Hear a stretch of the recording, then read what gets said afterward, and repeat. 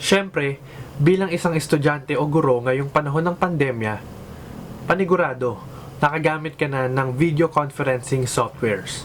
Yung nagtatanong ka kung ano ba maganda, ano ang madaming features o ang software na user-friendly. Sasagutin natin ang mga tanong na ito. Pero, teka lang.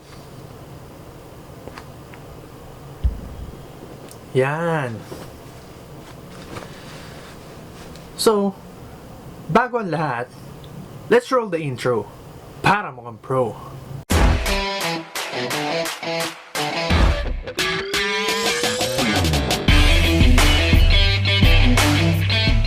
Hey, what's up guys? It's me again, your baby boy, Lance Baltazar. Ngayon, ipapaliwanag ko sa inyo kung ano nga ba ang video conferencing at ang video conference tool. Ipapakita ko nun sa inyo ang differences and similarities ng mga sikat na video conferencing tool na namamayagpag ngayong panahon ng pandemya. So, huwag na natin patagalin to. Let's go right into it! Video conference is a technology that allows users in different locations to hold face-to-face meetings without having to move to a single location together. Sa panahon ngayon guys, kailangan natin ng video conferencing dahil kailangan magtuloy-tuloy ang learning system sa ating edukasyon at ang mga pag-uusap o operation sa mga company. Dahil sa panganib ng pandemya, hindi tayo pwede magkita personally face-to-face or mag-interact to others, kaya gumagamit ng video conference. So ano nga ba ang kailangan natin para makapag-video conference?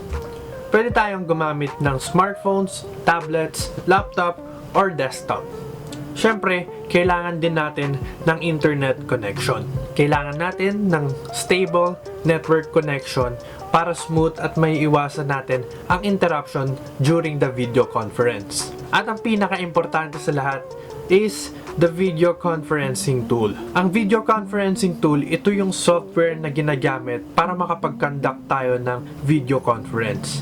Maraming video conferencing tool sa computer at may iba-iba itong angking features. Itong mga video conferencing tool na to ay pwedeng application software or pre-built na siya sa internet browser. Sila ay may iba't ibang friendly features para makapag-conduct ng isang video conference.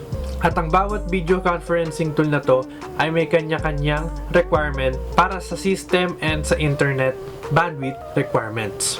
Ito ang mga kilalang video conferencing tool na namamayagpag ngayong pandemya: Zoom, Google Meet, Microsoft Teams, and Cisco Webex. Unahin na natin si Zoom. Zoom is a web-based video conferencing tool with a local desktop client and a mobile app that allows users to meet online with or without video. Alam naman natin, isa ito sa pinakakilala sa ating bansa. Sumibol ito nung panahon ng pandemya. Ano nga ba ang kakayahan ng Zoom?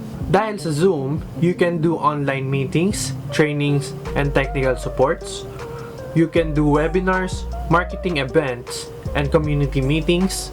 You can build collaboration-enabled conference rooms, and you can access next-generation enterprise phone system, and you can integrate and bots to use with Zoom. Zoom was founded by Eric Yuan, a former corporate vice president for Cisco Webex. Umalis si Yuan ng Cisco noong 2011 kasama ang 40 engineers para magtayo ng sarili niyang kumpanya. Pero alam nyo ba na ang Zoom ay unang inilabas noong August 22, 2012?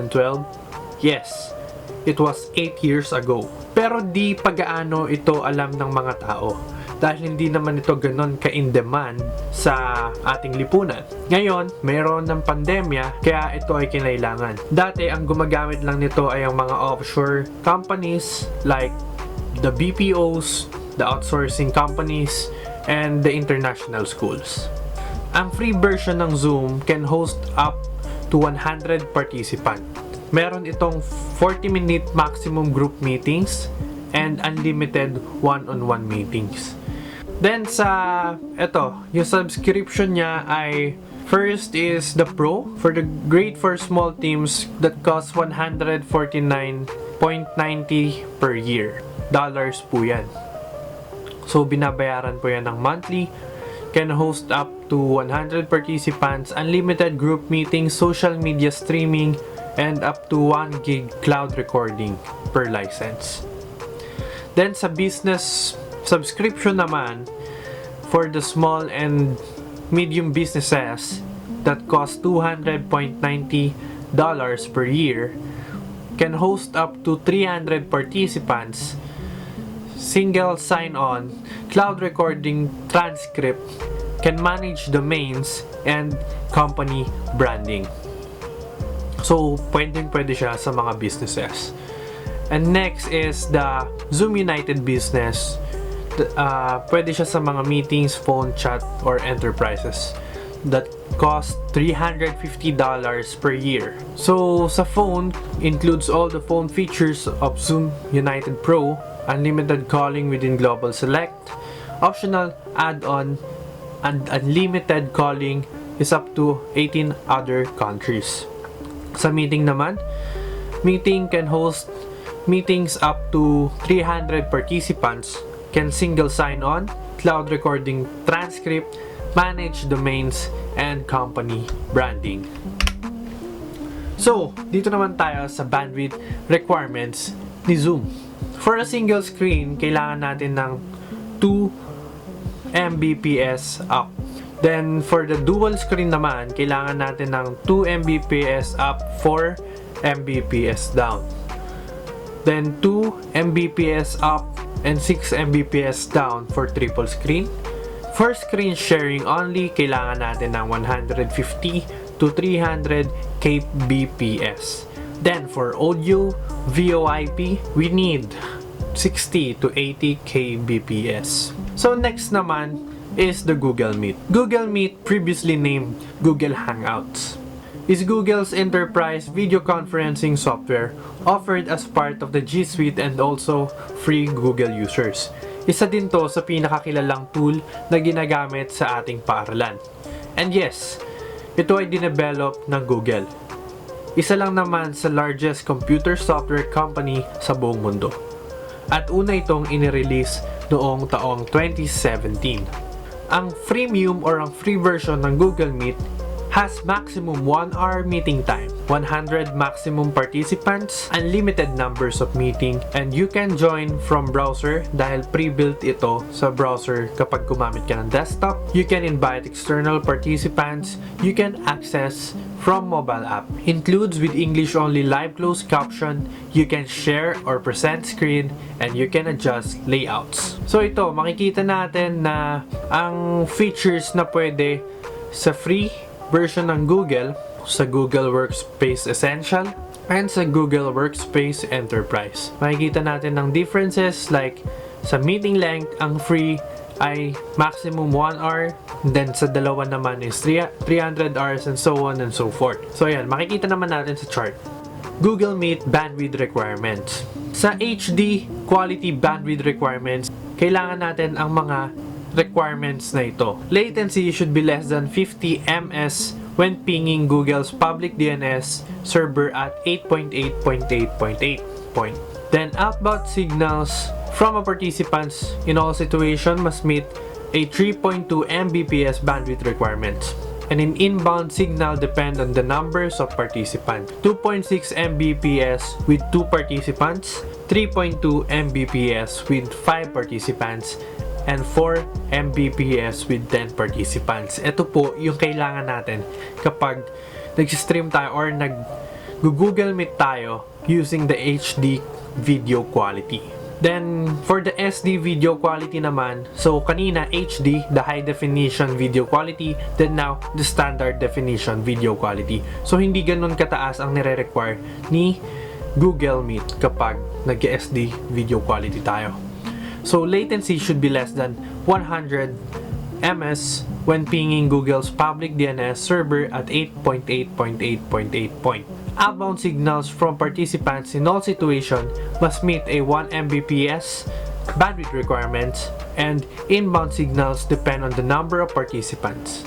1 Mbps with 2 participants, 1.5 Mbps for 5 participants, 2 Mbps with 10 participants. Makikita naman natin ang pinagkaiba ng HD video quality and the SD video quality. Then let's go with the Microsoft Teams. Microsoft Teams is a persistent, chat-based collaboration platform complete with document sharing, online meetings, and many more, extremely useful for business communications. So from definition itself, na useful features for business communications, it means mas magagamit ito sa mga professionals and corporate level industry. Dahil nga sa mga features nito for business. At ito ay i-develop ng isa rin sa pinakamalaking software company sa buong mundo, which is the Microsoft Corporation. At ito ay unang inilabas noong March 14, 2017. Ang free version ng Microsoft Teams can hold online meetings with a maximum of 300 participants and 60 minutes maximum meeting of time. Pero ito ay until June 30, 2021 lamang. Then, enabled screen sharing, enabled custom backgrounds, enabled scheduled meeting. Then, for the Microsoft 365 Business Basics with a $5 user per month, ito po yung mga features na ma-access ninyo, which is walang pinagkaiba dun sa basic. Ang differences lang nila ay matatapos yung features ni free version sa June 30, 2021. And ito naman yung sa Microsoft 365 Business Standard, which cost $12.50 per month user. Then next is the Office 365 E3 that costs $20 per month user.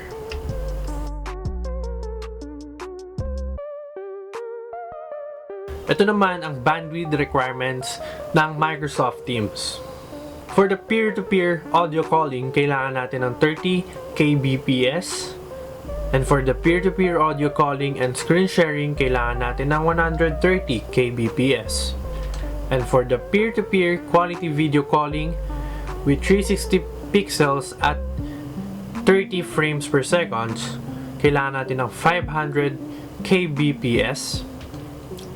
For the peer-to-peer high-definition quality video calling with resolution of HD 720 pixels at 30 frames per second, kailangan natin ng 1.2 Mbps. And for the peer-to-peer HD quality video calling with resolution of high definition, full high definition rather, 1080p at 30 frames per second, kailangan natin ng 1.5 Mbps. Then for the group video calling, kailangan natin ng 500 kbps to 1 Mbps. Then HD group calling, kailangan natin ng 1 Mbps to 2 Mbps. Next is the Cisco Webex. Webex meeting lets you host online meetings with HD video, audio, and screen sharing. Webex team keeps your teams connected through messaging, file sharing, whiteboarding, and calling. Webex Events is a solution for hosting interactive webinars or large scales of virtual events. Webex Meetings was developed by Cisco Webex Software Company, and it was founded year 1995, 25 years ago. So sa Webex naman, ito, for the free version, you can get a 30-day free trial of Webex meetings that can hold up to 200 participants, unlimited HD video meeting, screen sharing, and personal meeting room. Then sa Cisco Webex naman, ito yung mga paid subscription na pwede nating i-avail. We have the starter and plus and the business subscription. Meron din silang Cisco Webex Enterprise kung saan ito yung mga nasa malalaking kumpanya. Kaya ang nakalagay lang dyan is flexible subscription plans para masusukat din nila kung ano yung ibibigay nilang rate sa company na nag-i-inquire sa kanilang product or services. The bandwidth requirements of the Cisco Webex.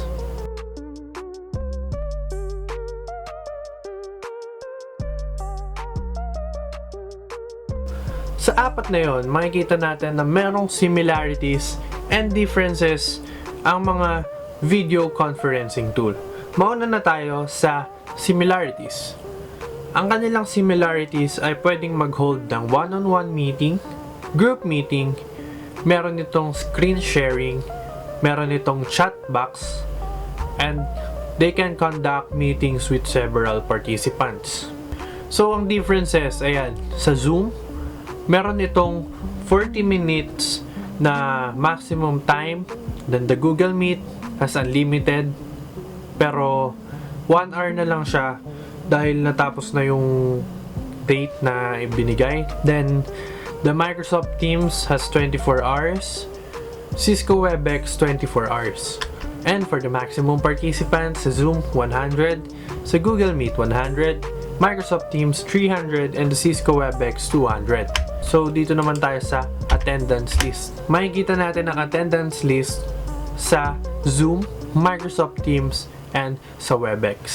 And we can lock meeting sa Zoom and Cisco Webex. And sa software installation, sa Zoom, pwede natin siyang i-install as a software sa desktop, laptop, and mobile devices, tablets na compatible para ma-installan ng Zoom.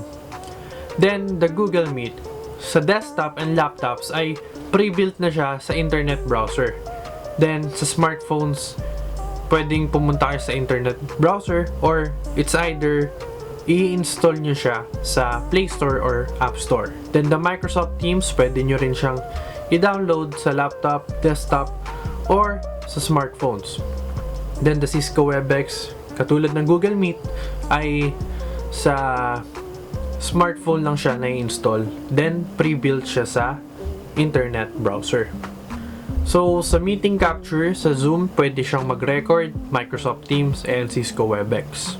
Then, the virtual background, ang apat na video conferencing tool ay pwedeng gumamit ng virtual background, but the Cisco Webex, sa smartphone lang siya compatible. So, punta naman tayo kung saan maganda gamitin ang bawat mga video conferencing tool. So, unahin natin ang one-on-one meeting. For me, one-on-one meeting ay the best ang Google Meet kasi kung one-on-one meeting lang naman at hindi nyo naman kailangan i-capture ang inyong conversation, so, di ba? Google Meet is fit. Then, the bandwidth requirements, hindi naman ganun kataas. So, go on tayo sa Google Meet. Then, for the conference meeting, for me, dalawa. Zoom and the Microsoft Teams. Para sa akin, pantay itong dalawang to, pero mas matunog lang talaga si Zoom. And kasi si Microsoft Teams, siguro matunog siya sa business industry, pero si Zoom, matunog siya sa education field. So, kaya mas naririnig natin tong si Zoom. Pero, para sa akin, pantay itong dalawa for the conferencing.